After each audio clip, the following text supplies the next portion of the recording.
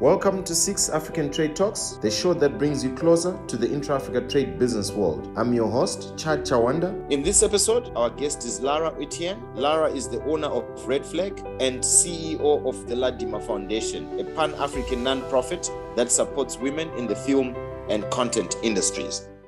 Lara, welcome to 6 African Trade Talks. How are you? I'm very well. Thank you. Thank you for having me. That's great. Before we start our show, we'd like to hear a word from our sponsors.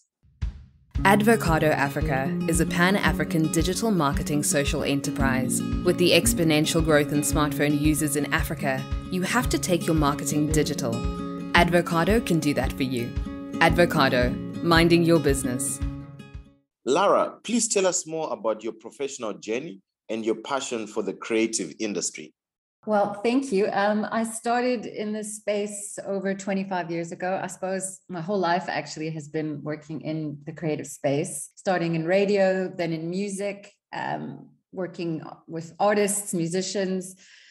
And the thing you learn very quickly in the creative industries is that you have to wear many hats. So especially, 2 or 3 decades ago, before email, before the internet, when you had to fax gig guides to newspapers, that kind of thing. So you become a band manager, a marketing expert, a technical expert, a logistics expert across the board. So I worked, like I say, in the music space for many years, and then about 15, 16 years ago, was pulled into a project to launch cinemas and DVD retail, book retail. Shows you how quickly things change. DVDs was a thing not that long ago. And did a lot of work across Africa and that in Nigeria, Ghana, Kenya, and got very involved within the film space and started an African film festival. Got very involved with other film festivals across Africa, including Zanzibar. And so I've been working with different film and music events across, like I say, wearing many different hats. So from a communications and marketing perspective, event planning, logistics, programming. I also started 3 years ago now, a not-for-profit with a colleague of mine, Ladima, in Nigeria, which is the Ladima Foundation. And we do work, advocacy work, training, development, and promotion of women in film across Africa. So that's also a very important project to me. And that's taken me a lot more into the advocacy, activism, and policy space. So that's sort of in a nutshell, the journey. And like I say, in the creative industries, you always have to be flexible and you kind of go where it takes you. Wow, you took us back in memory lane. And thank you very much. And it's good to learn and to hear from your journey and experience. What was the vision behind the creation of the Ladima Foundation you just spoke about? It came from very hands-on experience at the Zanzibar Film Festival. Zanzibar is quite a traditional island, very religious, and we noticed a lack of women participating, not just in the festival itself, although there was that, not sending in films possibly not getting selected, but also in the workshops and training. You'd find not a lot of young women taking part. And it was often a cultural thing that they weren't, parents weren't happy with them, taking part in these things. And there was just different perceptions. And we just realized that women are facing so many different challenges that aren't even sort of acknowledged within the film space, unspoken, unrecognized biases, sort of censorship where you don't think your film will get selected, so you don't send, or, a lot of women won't even make the film in the first place. And then you also realize that there's just a lack of women in a lot of the technical fields within the film industry. So a lack of women directors, cinematographers, editors. So we kind of just started with an award. We decided to give an award for Best Documentary Film by an African Woman at the festival. And just through marketing that and pushing that, the increase of women submitting films was amazing. The focus on women's increased, and the next year in the festival, women won, more than 50% of the awards. And we just realized that with intentional interventions, you can change things, but you have to have the intention to do it. So that's where it came from. And now we run a series of online training. We have 7 different disciplines that we do online training. We have a film festival network. We still give the award out. We have an online community that supports and connects women across Africa. So it's really about the intentionality of interventions that need to take place in order for women to not be denied access, equal access, whether it's at the educational level or at the festival level and in employment. Interesting. It's great to bridge that gender gap and create more opportunities that don't look at gender. So thank you very much for sharing that, and looking forward to learning more and seeing more that you're doing with Ladima Foundation. Tell us more about Red Flag. So Red Flag started, it's now, I think, 15 years old. And again, at that time, when we started, it was more focused on the music industry. So it's the company that I suppose followed my trajectory as well. We used to work with a lot of top artists, and we helped to launch a number of careers of artists. We worked closely with artists like Mikasa, Lyra, back in the early 2000s. So we really worked to do publicity, marketing, radio plugging for music. We often worked with brands who wanted to be in the entertainment space. And as my journey took myself more into film, we obviously got more focused on film. So we still focus on marketing and communications, but we become more of a strategic consultancy in the creative industries, really looking at things like this project Canex at IATF, so programming for the creative industries, strategic brand consulting, but also just really an understanding of how the creative industries operate, work, what you need to do to reach creatives and what creatives need in terms of supporting them, whether it's in terms of the eco-structure of the film industry or the music industry. So you're really trying to connect dots, I think, at this point between creatives and their markets on the one side, and then also really working more at a strategic level. You spoke about creating opportunities for women when you're talking about Zanzibar. How is the creative industry challenging this issue of gender inequality? Well, you've seen a real lead in the film space. I mean, I don't know if it came out of the Me Too movement. There was a lot of other movements. One is 50-50 by 2020, which was launched in Europe in about 2018, which was to say film festivals must commit to 50-50, 50% of films by women, 50% of your juries. And a number of festivals signed that pledge and did actually meet that objective. A few African festivals also signed. Durban Festival signed. I think there was one in Egypt.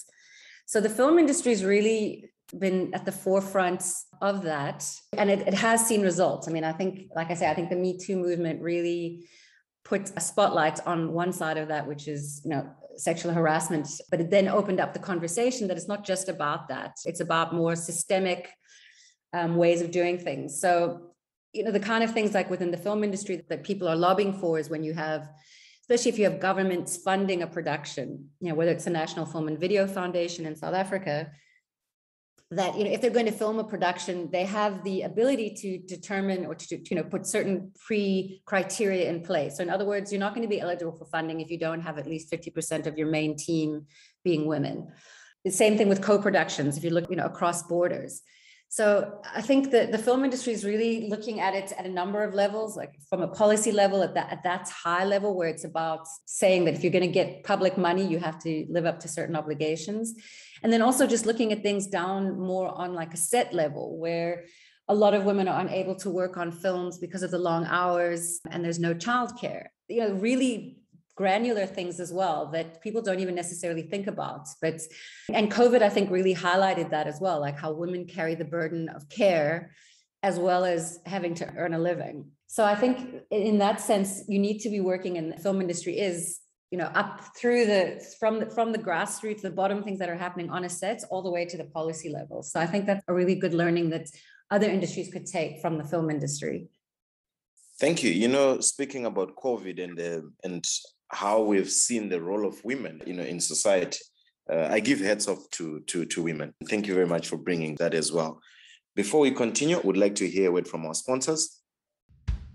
Did you see that billboard? No, I didn't. I was looking at my phone. That's how billboard advertising is now ineffective. If you ever wondered how to employ people with disabilities, then by working with Advocado, you would have just done that. Advocado is a social enterprise focusing on using digital marketing to create employment for people of determination and young women across Africa. Let's do it together. If you want to make a difference, contact us now at www.advocado.africa. You have traveled across Africa. Based on your travel experience, how can women in the creative space support each other online and offline? I think it's about just bringing others into the room. We've often had this conversation with women across Africa about, gatekeeping and gatekeepers. And those are, people that sometimes intentionally or unintentionally block access, whether it's to information, to funding, to employment. And this idea that, in this day and age, if you're still the only woman in the room, whether it's the boardroom or the back room organizing things, that you're not doing something right, that you shouldn't be the only woman in the room. So if you've broken through that glass ceiling, so to speak, and you're on the board of directors of an organization, you need to bring other women with you.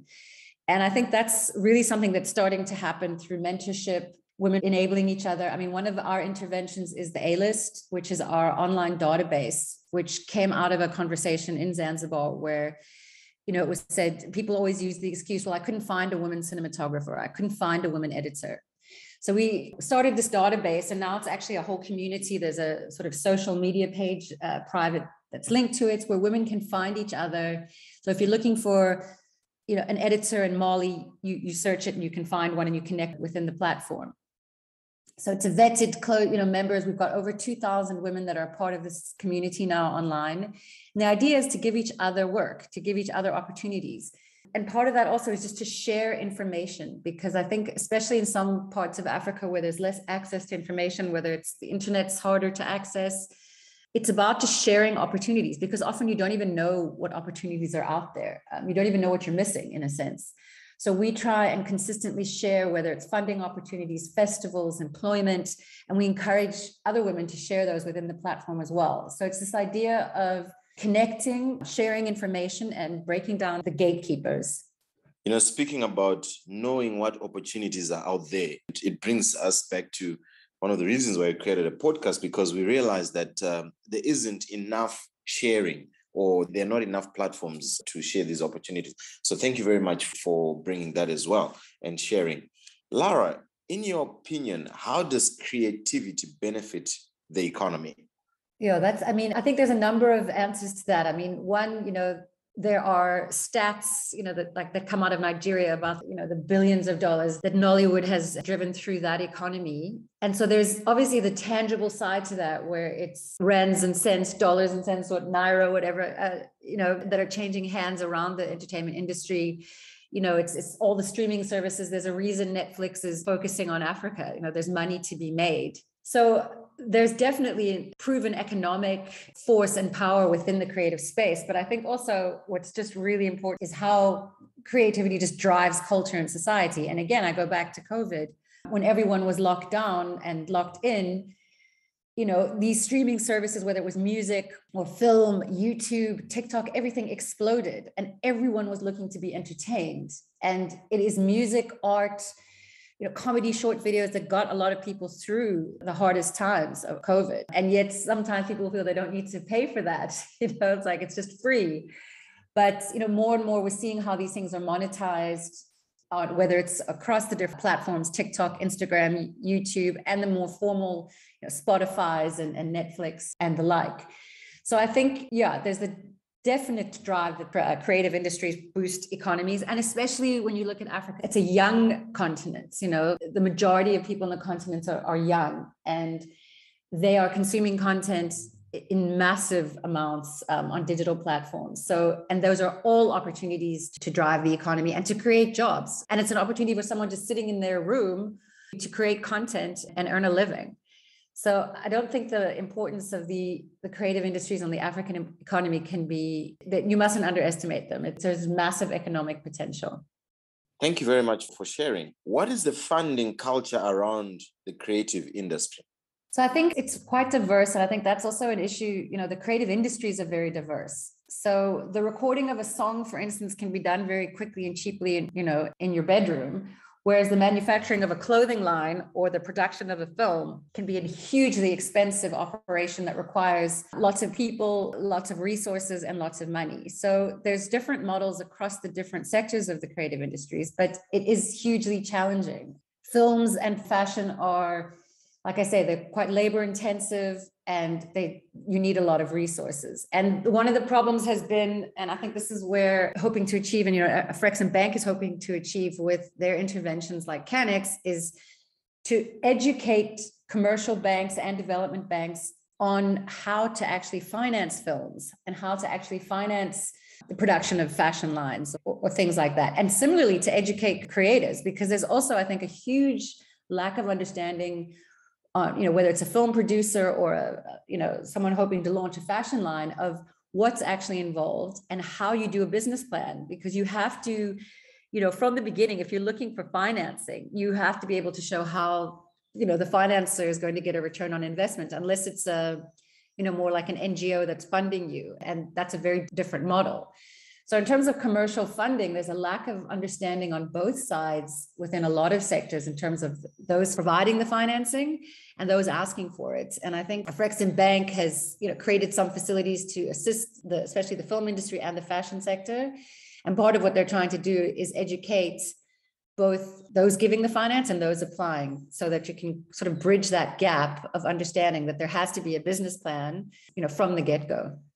Talking about Afrexim Bank, you take us to the next question. IATF 2021. What does it mean for the creative industry being part of IATF 2021? So, yes, the Intra-African Trade Fair is an initiative of Afrexim Bank and the AU and other partners. And within that, there's the Creative Africa Nexus, which is the Canex program I keep referring to. And Canex is the umbrella program that the banks developed to assist the creative industry. So it's not just this event, but a number of other initiatives. Like I said, there's financing products.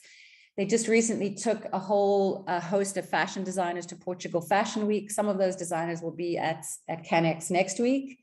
So they're doing a whole range of interventions around supporting the creative industries. And our part has been to come in and organize the Canex program for IATF. So that's going to include 6 days of intense programming. We've got different venues, different kinds of programs and showcases and conversations from our live theater, which is more intimate and less formal. It's a space where creatives can connect with very high profile experts, ask questions, and again, breaking down those barriers, giving access to information, access to expertise.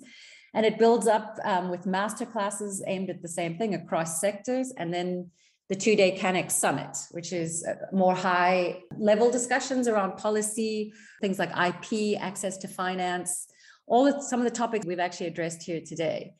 But more than I think the formal program is, the benefit of these events, and we haven't had an event like this in 2 years really, is that magic that happens when people come together, and the people you meet and the contacts you meet and the networks you create when you are at physical events like this, where you can really engage with people. Because digital events and virtual events are great, and they have opened up access in a way that was unimaginable. But there's something very special when people get together, and especially with creatives. I mean, we've got live music, we've got fashion shows, and it just sparks imagination and it sparks ideas. So I think for creatives, it's not just about the formal program that is educational and engaging, but also just about that opportunity to connect with each other.